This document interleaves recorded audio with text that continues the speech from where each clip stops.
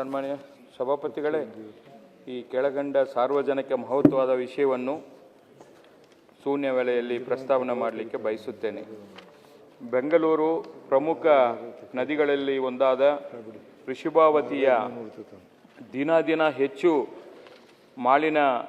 ಮಾಲಿನ್ಯಗೊಳ್ಳುತ್ತಿದೆ. ಶುದ್ಧ ಜಲಧಾರೆಯಾಗಿದ್ದ ಈ ಒಂದು ನದಿಯ ಇಂದು ಪರಿಸರ ಸಂಕಷ್ಟದ ಸಂಕೇತವಾಗಿ ಪರಿಣಮಿಸುತ್ತಿದೆ. ಬಹುತೇಕ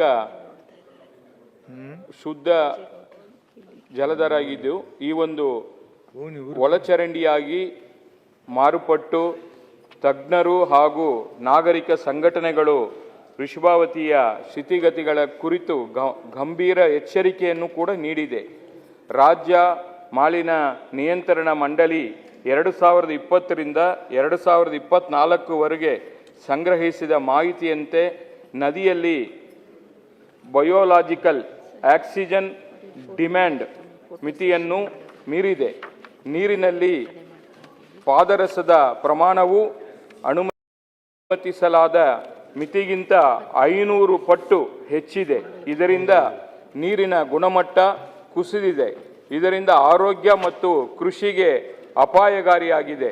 ಇದರ ಪ್ರಮಾಣ ಇನ್ನೂ ಹೆಚ್ಚಾಗುವ ಒಂದು ಋಷಭಾವತಿಯ ಮಾಲಿನ್ಯದಿಂದ ಈ ಒಂದು ಬೆಂಗಳೂರು ವಿಷಮಯ ಕುಡಿಯುವ ನೀರಿನ ಅಪಾಯ ಎದುರಾಗಲಿದೆ. ನದಿ ನೀರಿನಲ್ಲಿ ಬೆಳೆಯುವ ತರಕಾರಿಗಳು ಆಗಲಿ, ಭಾರೀ ಲೋಹಗಳ ಸಂಗ್ರಹ, ಆರೋಗ್ಯ ಸಮಸ್ಯೆಗಳು ಮತ್ತು ಈ ಒಂದು ಜೀವಕ್ಕೆ ಸಂರಕ್ಷಿತ ಪ್ರದೇಶ ಜೀವಜಲಕ್ಕೆ ಹಾನಿಯಾಗುತ್ತಿದೆ.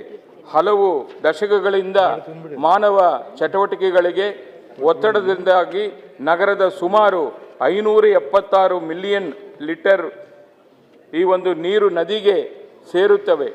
ಪೀಣ್ಯ, ಯಶವಂತಪುರ, ಕುಂಬಳಗೋಡು ಕೈಗಾರಿಕೆ ಪ್ರದೇಶಗಳಲ್ಲಿ ಕೂಡ ರಾಸಾಯನಿಕ ತ್ಯಾಜ್ಯಗಳನ್ನು ನದಿಗೆ ಸೇರುತ್ತಿದೆ.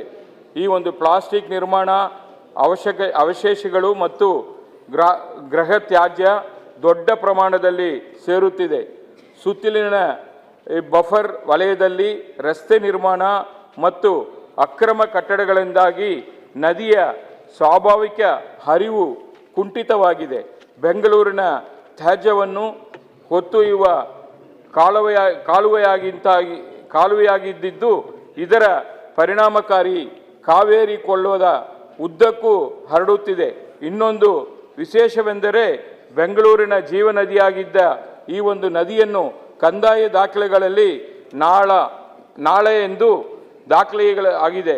ಇದನ್ನು ಬದಲಾಯಿಸಿ ನದಿ ಎಂಬ ಘನತೆ ಮತ್ತು ಗೌರವವನ್ನು ನೀಡಬೇಕು. ನದಿ ಮತ್ತು ನಾಳೆಗೆ ಇರುವ ಕಾನೂನು ನಿಯಮಗಳನ್ನು ಬೇರೆ ಬೇರೆ ನದಿಯಲ್ಲಿ ಇಂಥ ಒಂದು ಕಟ್ಟುನಿಟ್ಟಿನ ಈ ನಿಯಮಗಳಲ್ಲಿ ಇಲ್ಲ. ಕಾರಣ ಈ ಒಂದು ಋಷಭಾವತಿ ಕೊಳಚೆ ನೀರಿನ ನಾಲೆಯಾಗಿ ಮಾರುಪಟ್ಟಿದೆ. ಸರ್ಕಾರ ಕಂದಾಯ ದಾಖಲೆಗಳಲ್ಲಿ ತಕ್ಷಣವೇ ನದಿ ಎಂದು ಮರುನಾಮಕರಣ ಮಾಡಬೇಕೆಂದು ಮಾನ್ಯ ಕಂದಾಯ ಮಂತ್ರಿಗಳಲ್ಲಿ ನಾನು ಈ ಸಂದರ್ಭದಲ್ಲಿ ಮನವಿ ಮಾಡ್ತಾ ಇದ್ದೀನಿ. ಜೊತೆಗೆ ನದಿಯ ಮಾಲಿನ್ಯ ತಡೆಯಬೇಕು ಮತ್ತು ಈ ಜೀವ ಪರಿಸರವನ್ನು ಮಂತ್ರಿಗಳು ಗಮನ ಹರಿಸಬೇಕು ಅಂತೇಳಿ ಈ ಸಂದರ್ಭದಲ್ಲಿ ಒತ್ತಾಯಿಸುತ್ತೇನೆ. ಮಾನ್ಯ ಸಭಾಪತಿಗಳೇ, ಕಂದಾಯ ಸಚಿವರಿಂದ ಉತ್ತರಗಳನ್ನು ಒದಗಿಸಿಕೊಡಲಾಗಿದೆ. ನಾಗರಾಜಂ.